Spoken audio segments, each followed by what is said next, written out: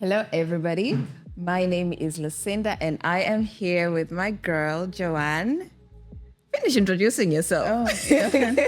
Sorry. Your one and only Joanne Mwita. Okay, so welcome to the first ever episode of Hello, Tanzania, where we are going to be talking about what it's like to come back home and everything in between. So, all our diaspora babies, all our retiring parents, and everybody that has had an opportunity to be away from Tanzania for years on end and is looking to come back. This is your one-stop shop to know anything and everything you need to know about Tanzania. You know, the society, the culture, the work life, and, relationships. Oh my God, relationships are very important. Yo, don't even get me started on that. Yeah. So, Joanne. Yes. We're going to start with you and then I'm going to circle back to me. All right. I want you to tell us what your life has been like while you're our first diaspora baby and co-host. And then when you came back to Tanzania, the full works. All right. Well, so a little something about myself is that I have had the privilege of living outside Tanzania for quite a while in numerous different countries. So, Are we not naming the countries? Sorry? Are we not naming the countries? No, not naming them. But numerous different countries. So I think I have a wide kind of knowledge of what it's like to come back to Tanzania after spending so much time away. So I think I'm really excited to share that with you because I have a lot to say, Lucy. Have a lot. Okay. I have a lot to say. Wait, so you've lived outside Tanzania like your whole life or? Mostly I've studied outside of Tanzania my whole life. So starting from grade 3 until finishing university, I have been outside of Tanzania for that long. So, but I go and come back, because at the end of the day, this is home. Yeah. And there's no place like home. Okay, so not so different from me, hey, because I lived in Tanzania until I was I'm not going to date myself, so I'm not going to mention my age. Almost fell into that trap, yeah, I right? almost fell into that one. We left Tanzania when I was in grade 4, if I remember correctly. Pretty similar. Was that grade 4? Yeah, grade 4. And like you, I've had the opportunity to live in a bunch of countries. Like we were moving up and down. And I came back to Tanzania way after college. Yeah. And like you, yes, Tanzania is home. So I would come over for holidays in December. Visiting grandma and grandpa. Yeah. But I officially decided to come back a few years back and try to find my footing. Now, when you were coming back to Tanzania, I want you to describe, what were, in 3 words, describe to me. Did you see the fear in my eyes? I saw the fear in your eyes. Yeah. What was your return home like in 3 words? I think initially I was filled with a lot of anxiety just because, coming back home after such a long time, you don't know what's changed, and also I didn't really have any friends here, so navigating that whole scene by myself was kind of nerve-wracking. I was also kind of excited because coming back to Tanzania, the beach is just there, and the weather is always nice. So a bit too hot for my liking sometimes, but it's fair. And the people are always nice. So I was excited in that aspect of just reconnecting with my roots, Oh my God, we've gone so far from 3 words. Literally, three words. Anxiety-filled, nerve-wracking, and exciting. And what about you? What are you? I do want to explain because you already did the explaining. Yeah. So my 3 words would be divided in pre-coming, during, and then post-coming. Okay. Right. So pre-coming, I was so excited. The thought of being here, especially because this would be the first time that I'm in Tanzania on my own. Back then, whenever I'm in Tanzania, I'm here with my parents. I'm here with family. Yeah. So I didn't really have much say over what I would do when I'm in Tanzania. My social calendar was always determined by what my parents were doing and so forth. So the freedom. So my first word would be excitement. I was crazy excited. And then my second word would be shocked. Girl, this country has that ability. So I came and I think I was shocked by almost everything. Yeah. There was a serious culture shock that I experienced, not just in how it's home. I understand the language. Yeah. I have an idea of what Tanzania is like based on the visits that I had. Yeah. But now having to actually live Being here was a serious integrated culture into shock. every Yeah. day. And then my last word would be trauma. Girl, same. I wish you gave me more words to describe. Like, I feel like I could describe how I felt in like 1,000 different words. Guys, the trauma. The trauma. I wish you could expand more. Yeah, we're gonna get into that in like so many episodes. So those are my 3 words. Now, I think I've shared a bit about the pre-coming, during, and the trauma. I think the trauma was built largely by the culture shock that I experienced. Yeah. The different changes in Yeah. I thought Tanzania would be this very chilled place, you know. Yeah. It is. It is. It really is. Yeah. It's just the nature of chill that I But, found here yeah. is so different. From how you would have defined chill. Exactly. Or from the chill that I was used to. Yeah. And I think a lot of people tend to struggle with that when they come back to like the chilledness. It's so free. It's so relaxing. It's just not what we're used to. Yeah. Yeah. And then what else? I feel like if I get into more details, we're just gonna finish the entire season in this one We gotta sitting. keep you guys on your like toes you guys need first. to wait for all these particular episodes. So you stay tuned. So, I think we need to first dive into the culture shock. Yeah. Right. My biggest thing was the language barrier. I understand Kiswahili.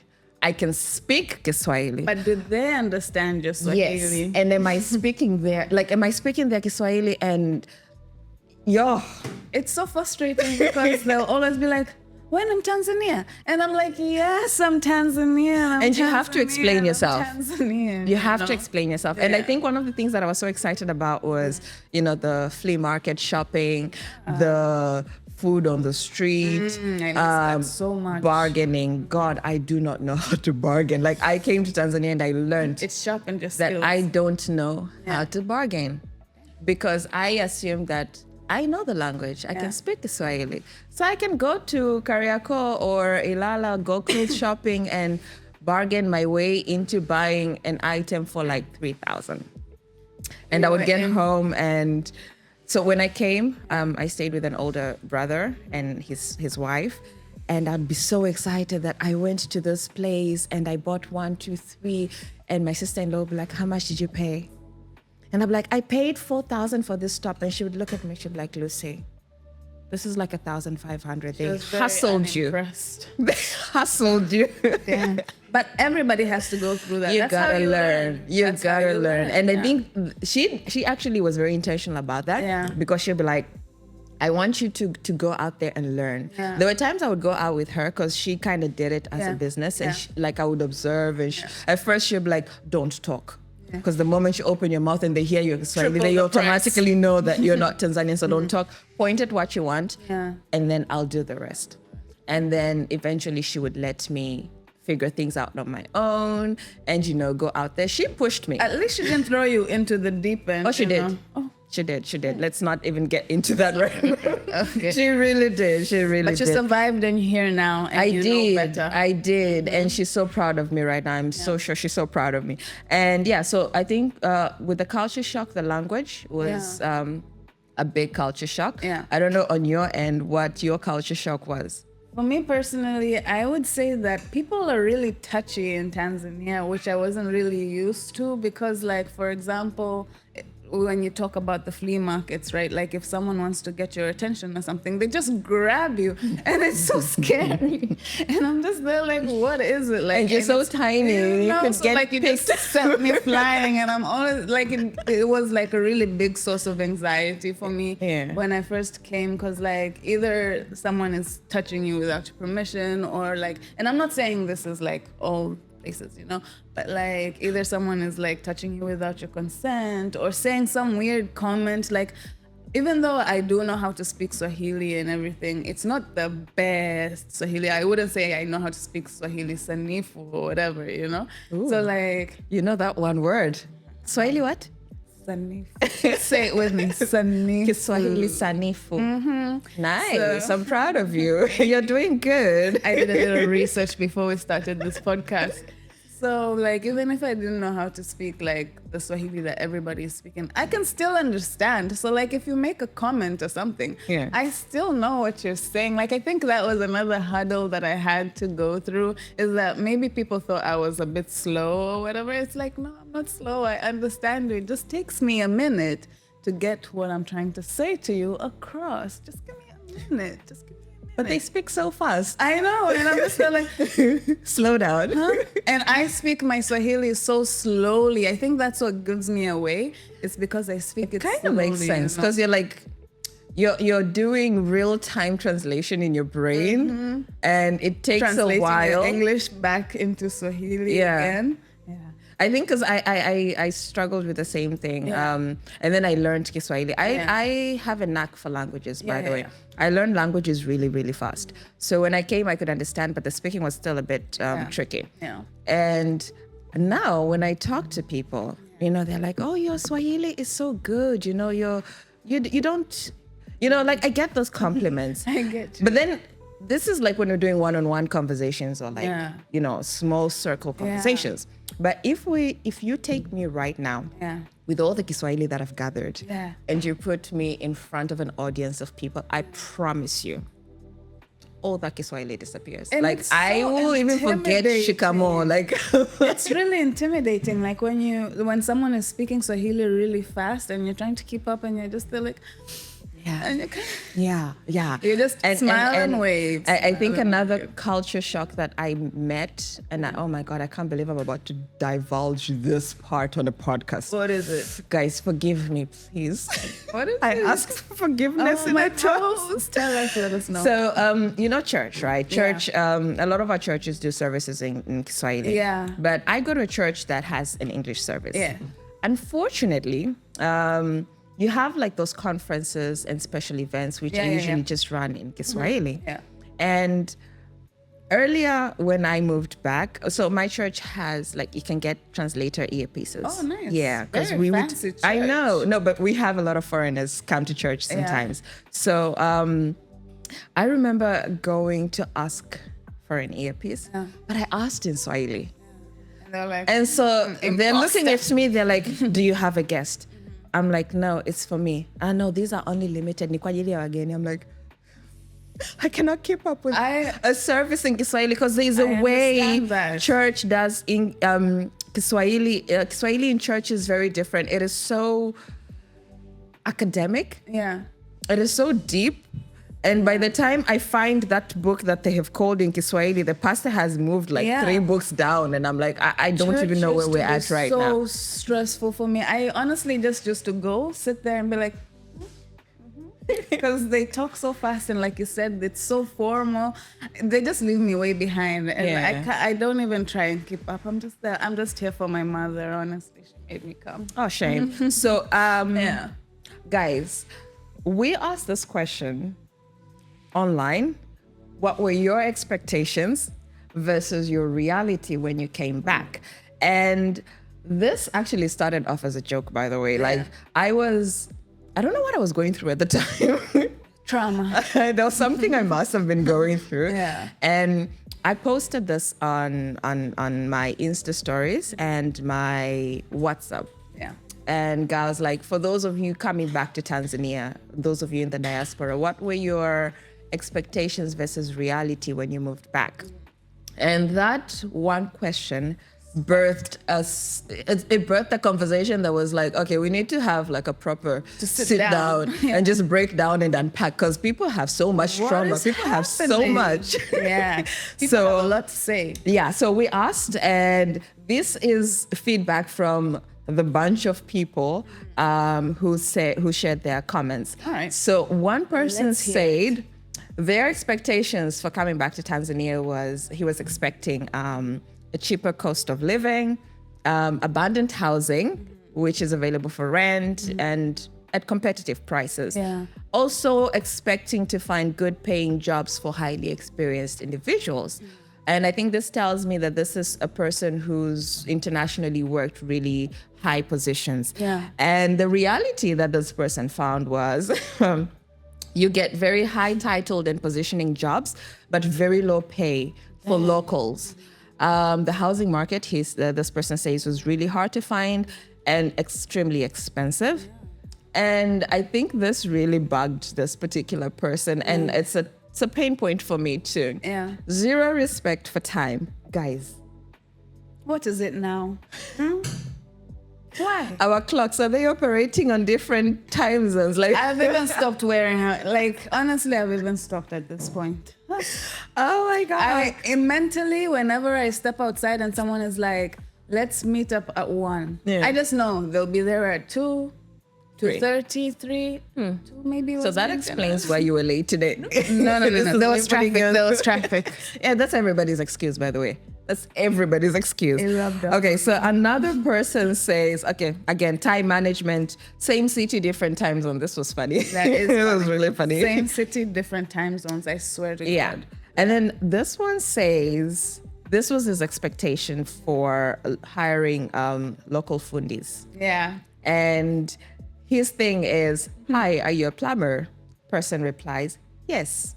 Him, can you come and put some pipes in my toilet? Person says yes. The reality, however, is they arrive with another person who's the real plumber and they expect you to pay them both. Yeah. The same guy that lied about being able to do the plumbing says he's also a painter and a carpenter. Hey man, you gotta respect the hustle, Lucy. You know what? We all gotta put food on the table. Guys, there's somehow. hustling and then there's... If I don't know how to do something, I will learn. Oh, wow. On the job, You in my too. house, in my toilet pipes. And the worst part is, I still expect you to pay me.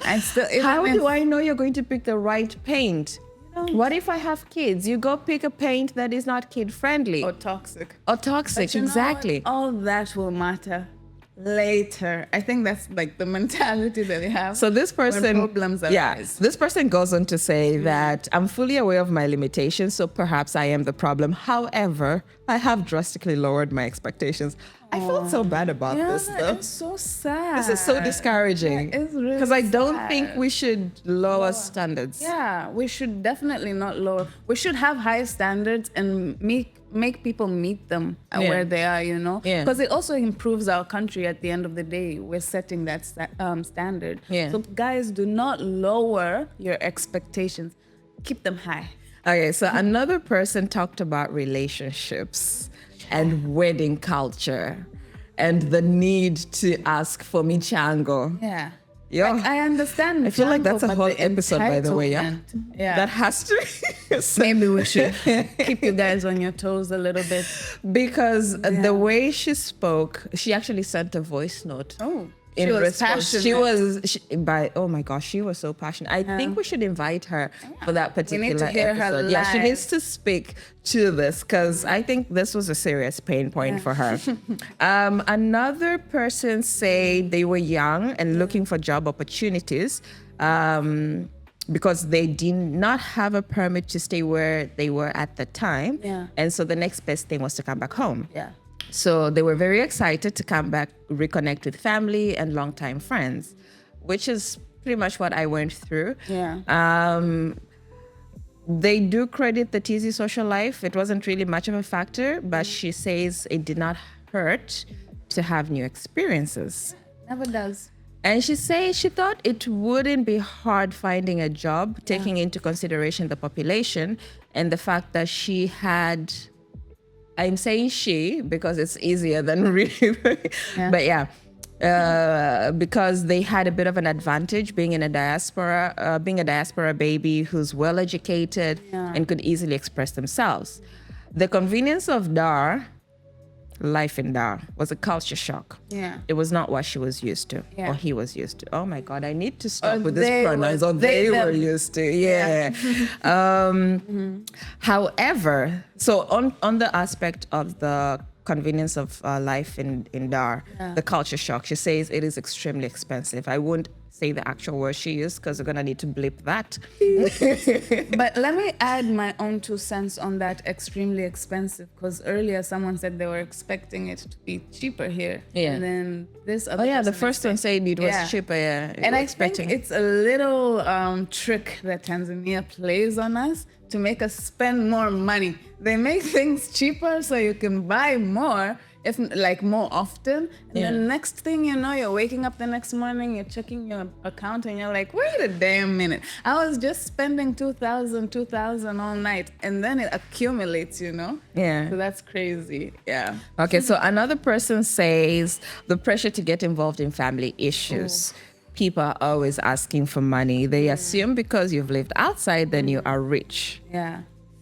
She almost called out a certain group of family members, but hey, we're gonna leave it at that. We do not want to be the reason that people have family drama. Another person talked. Okay, I think this is also, it speaks to me. Yeah. The ease of having to do shopping. Yeah.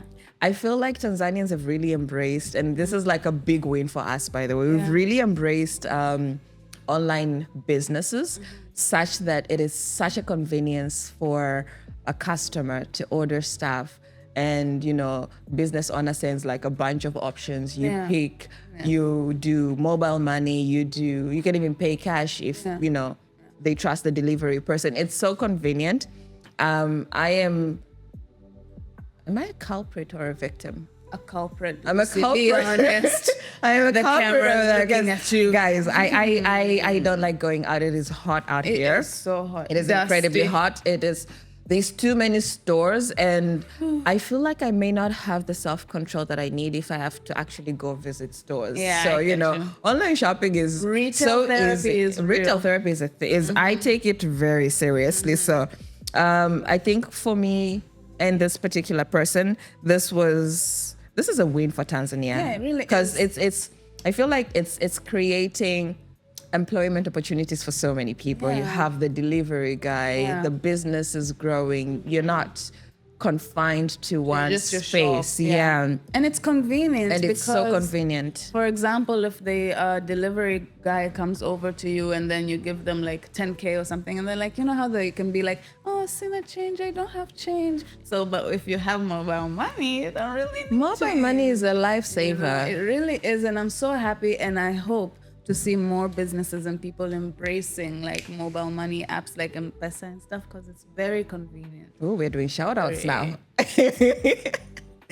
Okay, so that is like more on the social life, the culture. What about work? Work. What about work experience? What were your expectations?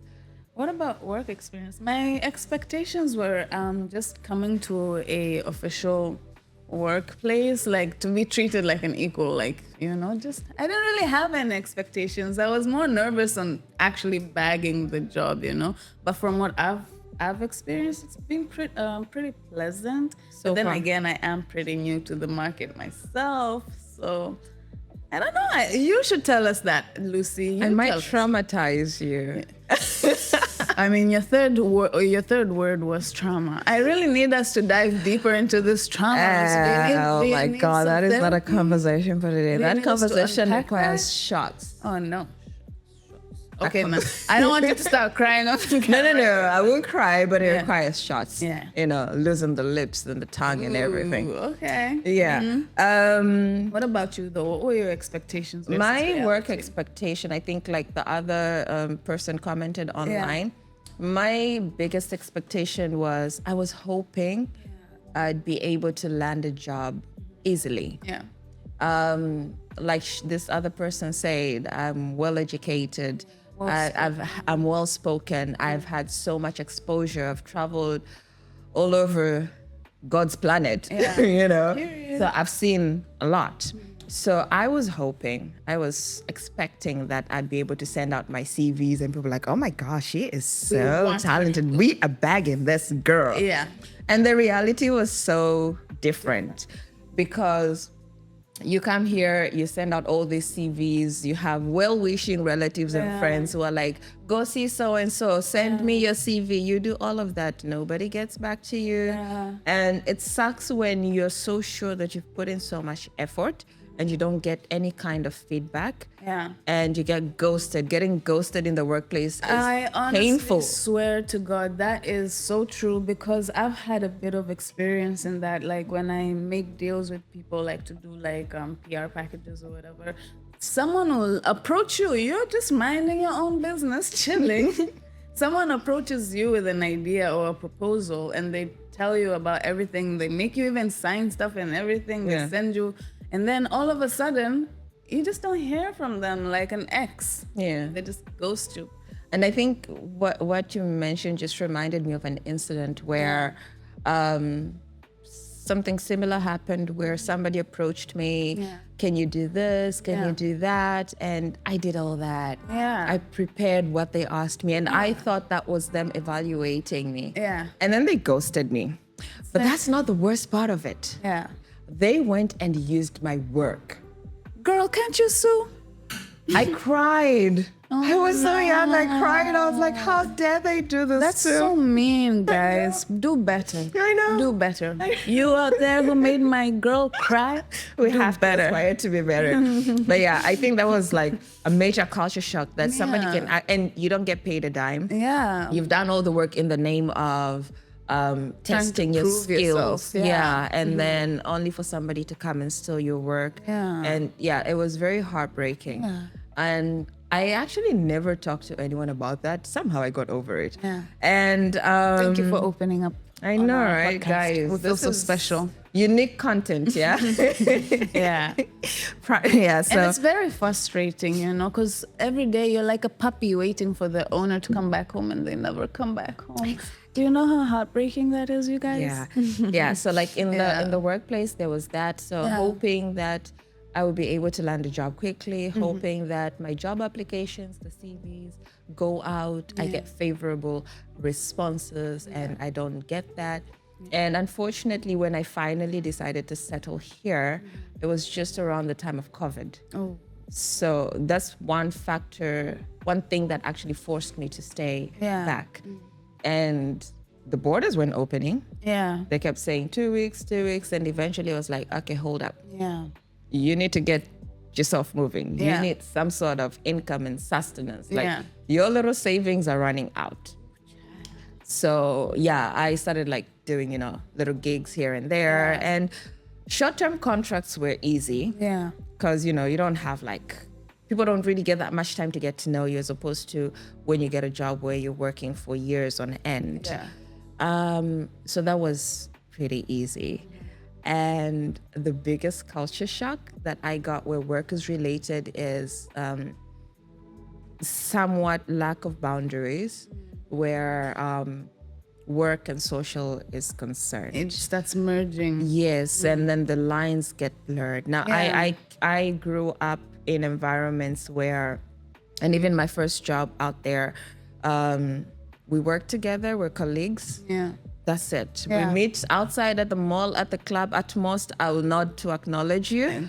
But we're not friends. I have my social life. I have my friends. So it made it easy to have boundaries at work, to respect each other.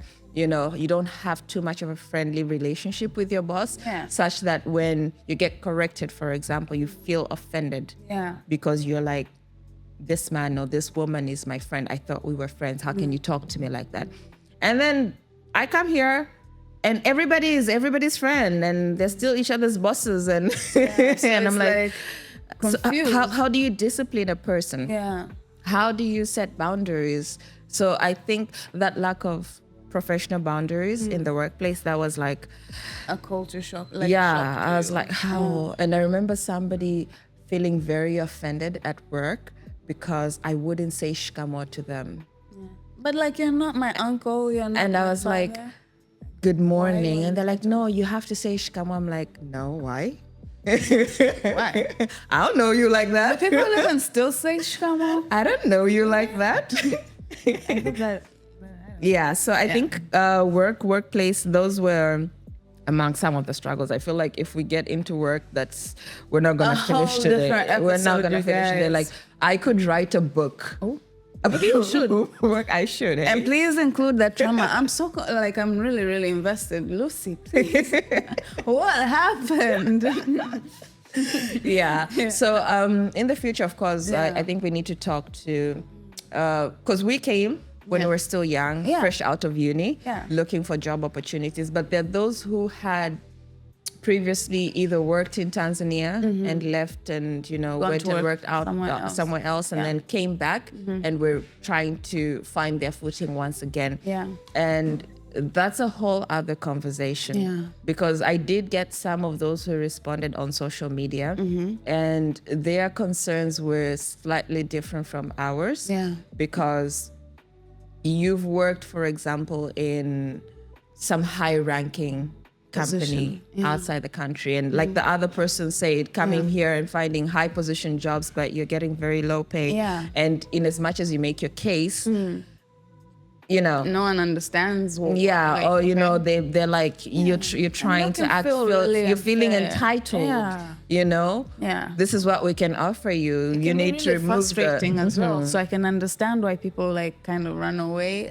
And I like, think somebody actually mentioned the fact that when you speak up for yourself, it was a bit of a shock for them because when you speak a certain way or when you stand up for yourself, as opposed to being considered assertive or somebody who knows your boundaries, you're labeled snobby, anagishawa, anajiona.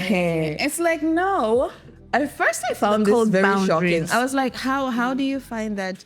And then I came to now. So one thing I did, by the way, I made an effort to immerse myself in Tanzania's culture. Yeah.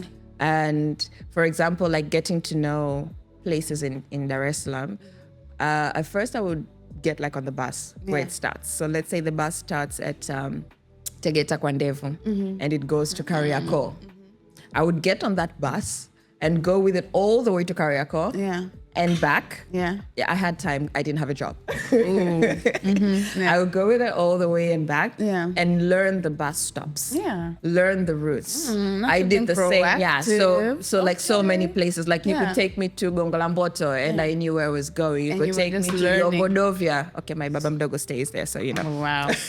I was going to be like, Ish, how did you even find that place? But I got to know these places. Yeah. So after I got comfortable with like being in the buses, I would drive behind these buses because now I have an idea of what the routes look like. So I don't have to necessarily be behind one specific bus. Yeah. So I would get on the road and be like, today I want to go to Mbagala.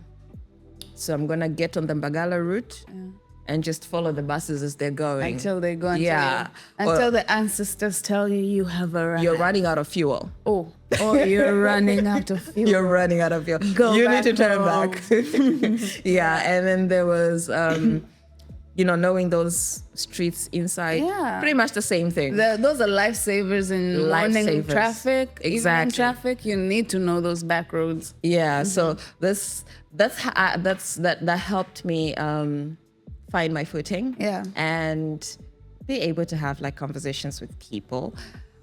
Also learn Kiswahili. That's how I learned my Kiswahili, because I would have conversations with the bus conductors. I mean, I am on the bus all the way going and back. Chakufika mwananchi, naomba uniambie, please. Like, we got to a point where you're not even asking about the bus stops, because I'm on the bus mwanzo mwisho. Yeah. And we get to a point where we are having these conversations with the bus conductors about just daily living. I would ask them about their lives. You are brave. I know. Very I brave. was so daring. I feel like if my parents, especially my dad, saw me doing this stuff, he'd be so stressed. Yeah. He'd be so stressed. He's I very know he protective. taught you not to talk to strangers. They did, but I mean, Uber. And now you're a journalist. Uber too. And Uber. I mean, true. But the thing with Uber is at least you can chat them and nothing. But you don't get into a stranger's car. Lucy said, I'm walking with my Lord, I'm good. So in terms of work and so forth, that was it. Yeah. And then there's also the aspect of family. Yeah. Because a lot of these people you haven't seen in years. Yeah, that's true. A lot of this extended family you see once a year, or There was a time actually we would only see them once every 3 years. Yeah. And you forget what they look like, what your Yeah. relationship is like with them. So the Dynamics. excitement at seeing them over the holiday, that excitement is so different as to Actually staying and living here for a long time. Actually, I can talk a little bit more about this because when I went to university, I lived on my own for 4 years. So, and I barely came back home. So, like coming back home and being in the same house as everybody in the same environment, it was really tough because obviously you've grown as your own individual person, like you know what to do. And obviously those dynamics change when you go into a house full of people with your different routine has to personalities. change. Yeah, to accommodate all these other different persons that are kind of, it feels like they're barging into a life that you've already built, you know? So it's really tough to try and like regulate that because you don't want to come off as mean or like you don't Snobby. really need them anymore, you know? Snobby, Or snobby, bratty. you know, like I'm better than you. But at the same time, if you don't set those boundaries, I feel like families, I don't think they do it intentionally, but they will cross and trample over those Oh, boundaries. they know how do to not test. care. They know how to test. Yeah, you know, so That I can you need to attest stay to. strong in your in your boundaries. You need to set them and be strict with them because if you're not, if you're all willy-nilly with your boundaries, and that's something that I've learned while living in Tanzania, if you're very like lax with your boundaries, then people will walk all over you. So you don't want to come off as mean, but that's kind of like the energy. Like you have to be tough. That's the I feel best like word. my experience, Yeah. I was worried about the lack of boundaries. Yeah. And, you know, having to keep up with all extended family members and so forth. Expectations. And I am so glad to an extent that I stayed with my brother and his wife because she sets boundaries. Yo, that lady has boundaries. Yeah. And I think I will forever admire her for that. Yeah. Because yes, they're your relatives. Yeah. But where do you draw the line? Yeah. And in as much as I stayed with her, like she was very intentional that my friend, you need to figure out your life. You're grown. You have all these responsibilities you need to start taking care of. So yes, you're not gonna get kicked out of the house right now. Yeah, right But now. what is your game plan? Yeah. Yeah. How are you going to get there? Definitely. Like need a she game was plan. like, I don't mind if you're going to move out with just a mattress. And, But you need to do and you're gonna something. sleep on the floor. I'm okay with that. I will even give you one of my extra mattresses if it's gonna help you set up. But Yeah. even as you're going to do all of that, you need to have your boundaries. Yeah. Who are you letting in? Yeah. Who is helping you? Who's in your space? Not everybody wishes you well. That's very and I true. think her drumming all of these into my head Yeah. made it easier even for me, like when I moved out and started to figure out things on my own. Yeah. Like I would remember the conversations I had with her.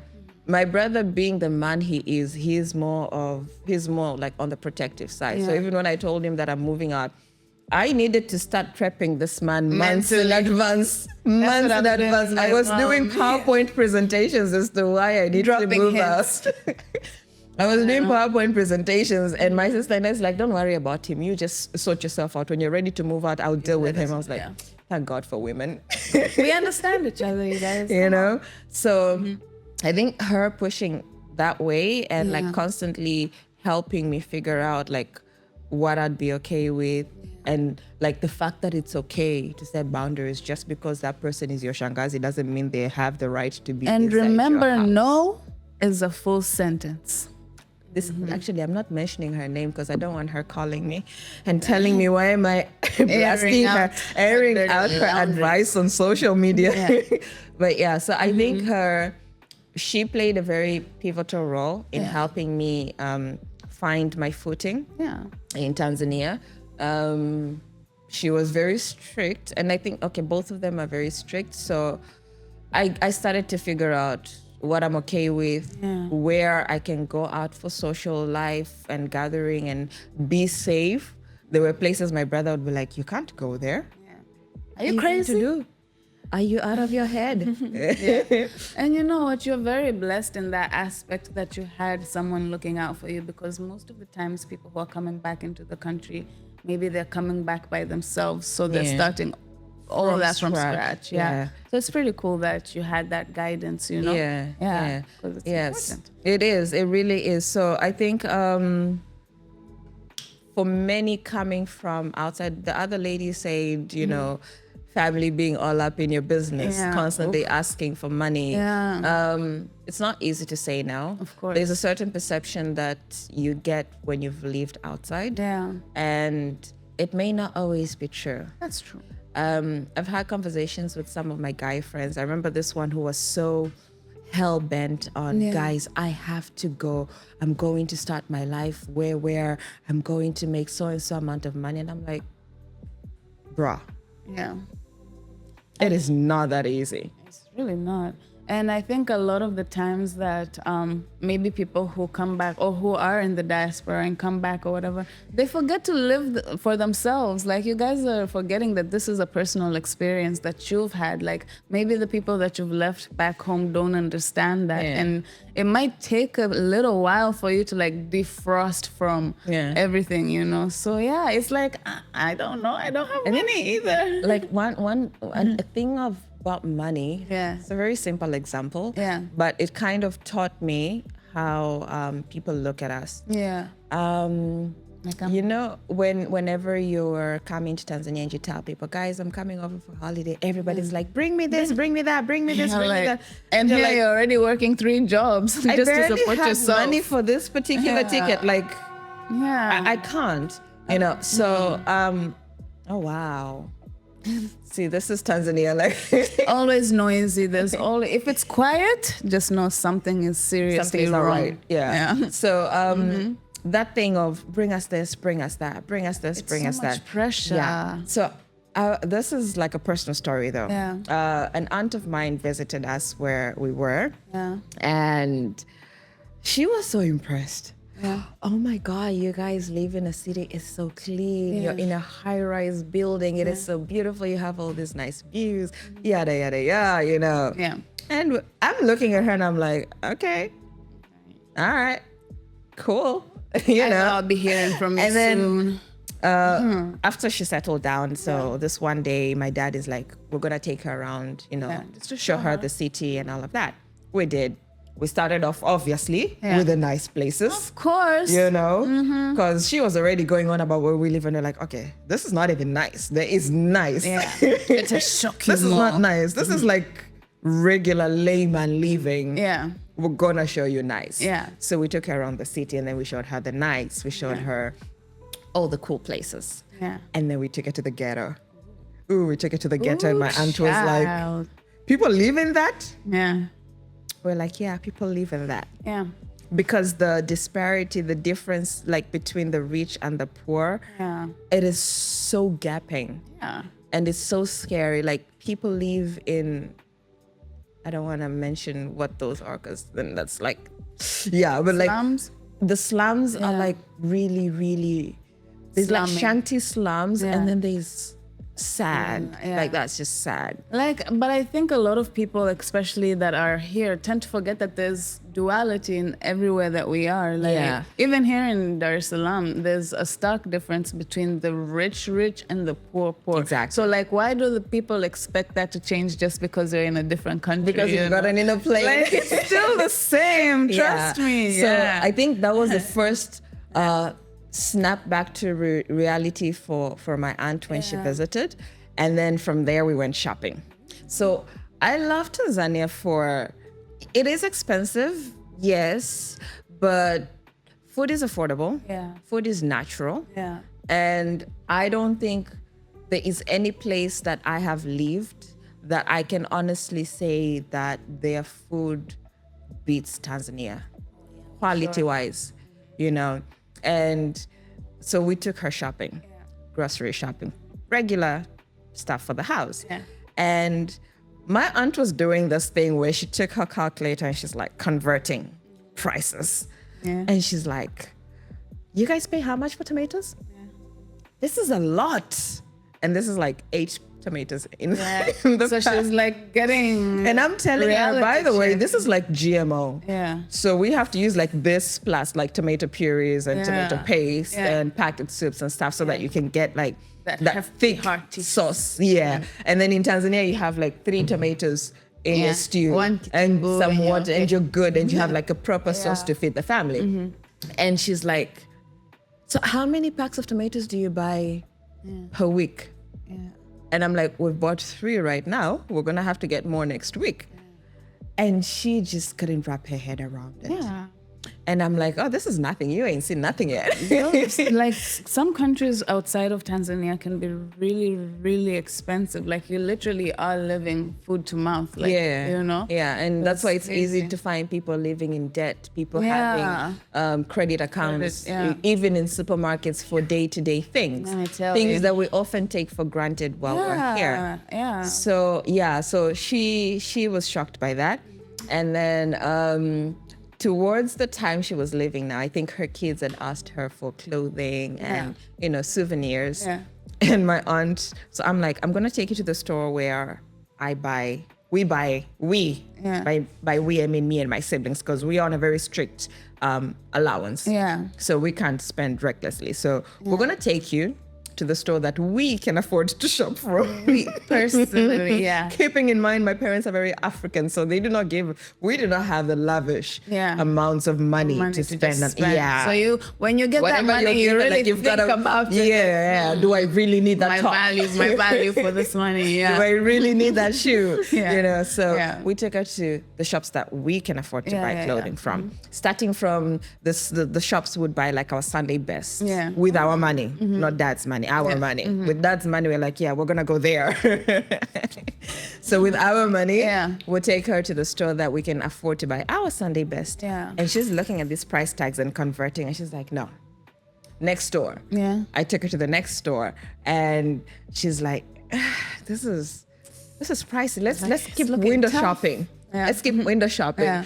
And I'm like, okay, so we take her to this one store. So this particular store is like, it's not, I think it's secondhand, but so when my godson was born, this is where I would go buy like bulk clothing for him to play around and crawl in the, those were not clothes for church. That's where I would go buy those things. Yeah. So I took her there and she's like, okay, this is not so bad. So she's buying tissues from there. And I'm like, so now you understand when we come home and we do not have any. This is what we're dealing with. And that's very true. It's actually very, I don't even know. I don't think I have words to like, but you know what? When my dad does come back into the country, of course, shopping list must be there. No. That is that. But now you're grown enough to understand. Yeah, to understand. Yeah, so I think coming back now and having to actually stay here kind of made me understand why there were those kind of expectations. Yeah. And why it was difficult for them to grasp that that's not the reality of things. I think the best way to describe it would be think of an Instagram photo of someone looking really good. And then Flat tummy and everything. And then you see the behind the scenes photos, that photo that they posted. They had to take. Yeah, exactly. That photo they posted was probably the 99th photo they took, Yeah, so I feel like we've run out of time. But you see, the conversation that we've had here, this is just me and you. And I know, based on the feedback that we got from our social media polls, based on conversations that I've had with people, and I'm sure even the conversations that you've had with people, there's a lot more to unpack. Definitely. There's a lot more that we haven't touched on, that lady saying relationships. I don't know what she was on about relationships. We need to find her. Yeah, I don't know what she was on about relationships, but I am so curious. I need to know what happened. Yeah. Though she did say that, to actually quote her directly, I'm a pigwa character development. Whatever that means, I am curious to find out. Character development is important. Yeah, You have to use all your weapons here. She talked about character development where relationships are concerned, and that was a fun way to put it. Yeah. And I think we'll definitely have to invite her so she can share more. Yeah. But for today, I think we've hooked the people. highlighted. I hope we've hooked you guys. I really do. But yeah, so I think we've touched on a bit of everything. Culture and shocks. going forward, we're definitely going to now be breaking these down into specific targeted conversations because Yeah. we each We need to have talk about our this. coping mechanisms. Yeah. We each have our unique struggles. We Yeah. each faced our own setbacks Yeah. coming back. So We need how to did heal we your cope? trauma. You know, how do you cope? We need to share these trauma stories, guys. Because even people who are out there and are planning on moving back home or whatever, we need you guys to know what's You happening. need to on be the aware. ground. Yeah, you need to be aware of the reality This that is what's awaits you. happening. Yeah. And guys, let me tell you something. It is hot as hell here, okay? Okay, we blame Let's that on just climate say- change. It gets worse by the year. Recycle, guys. Reuse, reduce. I love these little shout outs you've been doing. Yeah, so I think we've touched on a lot. But as we go forward, guys, we are going to delve deeper Yeah, we definitely into have this, so much more these to talk issues. There's a lot of pain points that Yeah. need to be addressed. There's a lot of healthy coping mechanisms that we can learn Yeah. from each other. What are your coping mechanisms, by the way, before we round up? Take a deep breath every morning and just walk with the Lord. Pray, because every day is different in Dar es Salaam. One day you can I have feel like great- you're being political. That is not it. It's true though. That is I am. not it. I'm a very, as this Don't be podcast political. progresses, We're going to know. learn what your coping... I think I've already outed my coping mechanism. Lucy, you laid all your cards out on the table. Me personally, you guys are gonna have to work a little bit harder to pry that out of me for real. Was I that easy? See, do you Ouch. feel easy? Ouch. Ouch. No. Anyway. But now we know. Yeah, now we know. Yeah. So, guys, thank you for tuning in.